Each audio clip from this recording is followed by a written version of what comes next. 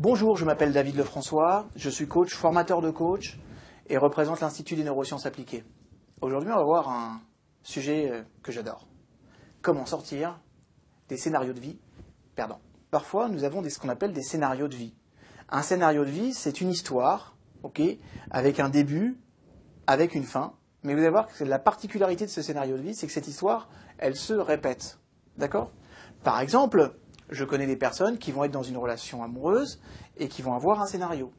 Le scénario, c'est je rencontre une personne, je tombe amoureux d'elle, je n'aime qu'elle, elle est fantastique, elle n'a pas de défaut, elle est fantastique, elle a un petit peu de défaut, elle n'a que des défauts, et on se sépare.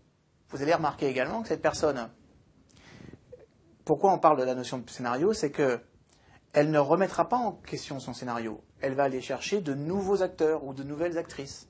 Cette personne ira retrouver une autre femme dont il va tomber amoureux. Il va l'aimer. Il va l'aimer, elle n'aura aucun défaut. Il va l'aimer, elle aura un peu de défaut.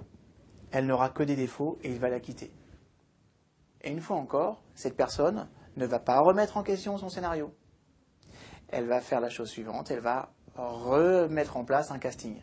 Et vous avez comme ça des personnes qui mettent en boucle, dans leur histoire de vie, des scénarios qui, en permanence, sont des scénarios de vie perdants. Si vous avez un scénario de vie gagnant, on le garde. Mais si c'est un scénario de vie perdant, il est temps de faire quelque chose pour le stopper. Pour sortir d'un scénario de vie perdant, il faut mettre en place, en face, des principes. Un principe, c'est quoi ? Un principe, c'est une organisation, un schéma de pensée et un schéma organisationnel que je mets en œuvre.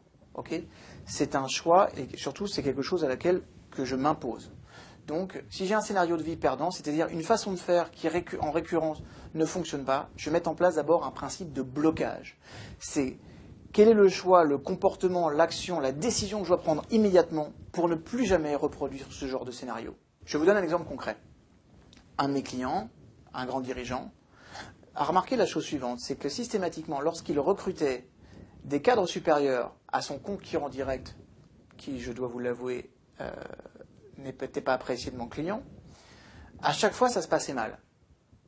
Et à chaque fois, il s'évertuait. Donc, une fois, c'était un hasard, 2 fois, c'était une coïncidence, 3 fois, c'est une loi, 4 fois, c'est vraiment de la bêtise. Donc, ce que je veux dire par là, c'est qu'on a décidé avec lui d'identifier quel serait le principe de blocage pour qu'il n'ait plus jamais ce genre de problème. Ce principe de blocage était simple. Je ne recrute plus jamais des personnes qui viennent de mon concurrent. Et si ce principe de blocage fonctionne, vous le transformez en principe de fonctionnement. Si je reprends sur la personne qui était amoureuse, à bien y réfléchir, peut-être qu'on va se rendre compte qu'à chaque fois, il choisissait des personnes qui avaient des difficultés et dans lesquelles il se positionnait comme un sauveur.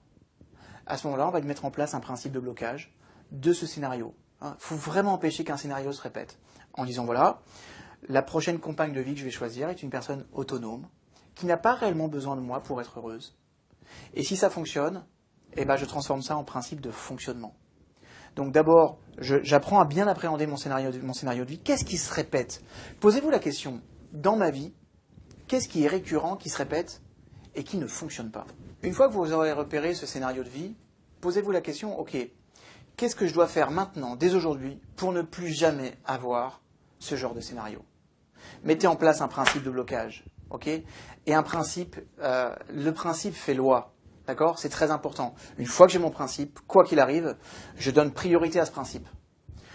Mon client, il m'a dit, vous savez, à plusieurs fois de reprises, j'ai des personnes de la concurrence qui sont venues me voir et qui ont voulu travailler pour moi. Et je leur ai dit, non, je suis désolé, j'ai pris comme principe de ne pas travailler avec vous. Et naturellement, ces personnes lui ont dit, mais monsieur, peut-être est-ce un peu stupide, peut-être que vous allez passer à côté de gens de valeur. Il a dit, c'est vrai. Mais au moins, c'est une bonne façon de me protéger de mes propres travers. Et ça, c'est le plus important. Pour conclure ce passage sur la notion de scénario de vie, comprenez qu'un scénario de vie, c'est pas grave d'en avoir un. Ce qui est grave, c'est de le répéter encore et encore. À partir du moment où vous l'avez repéré, plus important, 2, que vous avez mis en place un principe de blocage, je peux vous garantir que vous aurez trouvé le moyen de stopper vos scénarios de vie perdants. Merci et à très bientôt.